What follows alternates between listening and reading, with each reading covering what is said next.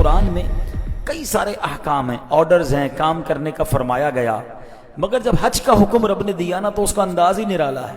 اللہ نے کیا فرمایا جب ہمیں نماز کا حکم دیا؟ اقیم الصلاۃ، نماز قائم رکھو۔ زکوٰۃ کا حکم کیسے دیا؟ آتوا الزکاۃ، زکوٰۃ ادا کرو۔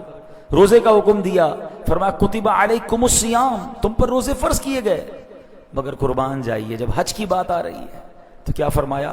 وَلِلَّهِ عَلَى النَّاسِ حِجُّ الْبَيْتِ، اور اللہ کے لیے کیا ہے؟ فرمایا لوگوں پر اس گھر کا حج کرنا فرض ہے۔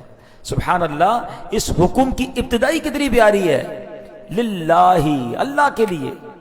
نماز بھی اللہ کے لیے تو پڑھی جاتی ہے، زکوٰۃ بھی اللہ کے لیے دی جاتی ہے، سبحان اللہ، روزے بھی اللہ کے لیے رکھے جاتے ہیں، مگر ان تمام چیزوں میں اللہ نے یہ نہیں فرمایا اللہ کے لیے۔ مگر حج چونکہ عشق کا، بندگی کا ایک ایسا نرالا سفر ہے کہ اس کا حکم دیتے ہوئے کیا فرمایا؟ اللہ کے لیے ہے یہ عمل کہ لوگ اللہ کے گھر کا حج کریں۔ اللہ اکبر۔ اب ذرا اس کو تھوڑا سا سمجھتے ہیں نا، حاجیوں کا انداز کیا ہوتا ہے۔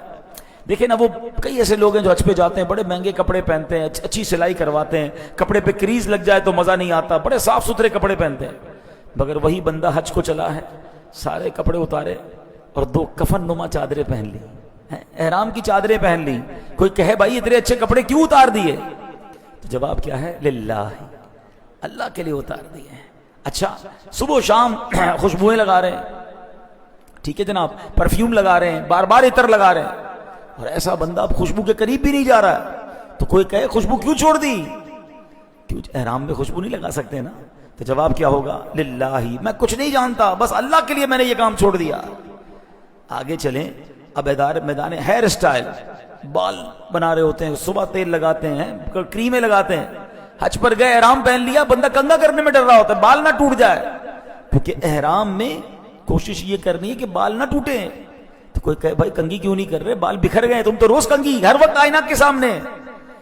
تو بندہ کیا کہتا ہے؟ للہ، میں جانتا کچھ نہیں، بس اللہ کے لیے یہ بھی چھوڑ دیا ہے۔ عرفات پہنچے، منا گئے، جمرات کو رمی کی، کہیں زمین پہ سو رہے ہیں، کہیں خیمے میں سو رہے ہیں، بہترین بستر چھوڑے، کس لیے چھوڑے؟ للہ، اللہ کے لیے چھوڑ دیے۔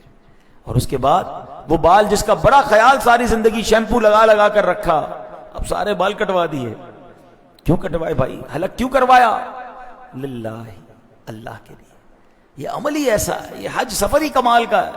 یقین کریں جنہوں نے حج کیا ہے نا، ان کو پتا ہے کہ تھکن بھی تھک جاتی ہے، بندہ اتنا تھکتا ہے، میلا کچیلا، پسینے میں ڈوبا ہوا۔ دنیا میں یہ حالت کبھی کوئی پسند نہیں کرتا، مگر حج ایسا سفر ہے کہ جو ایک بار کر لے وہ ہر سال دعا کرتا ہے، مولا پھر بلا، میں تھکنا چاہتا ہوں، پھر بلا، میں میلا کچیلا ہونا چاہتا ہوں، پھر بلا میرے مالک، میں وہ ساری تکلیفیں اٹھانا چاہتا ہوں، کیونکہ ہر تکلیف کا لطف ہے، ہر تکلیف میں رحمت ہے، ہر قدم پر سمجھ لے مغفرت ہے۔ تو پھر کیوں نہ بندہ حج کے لیے ترسے۔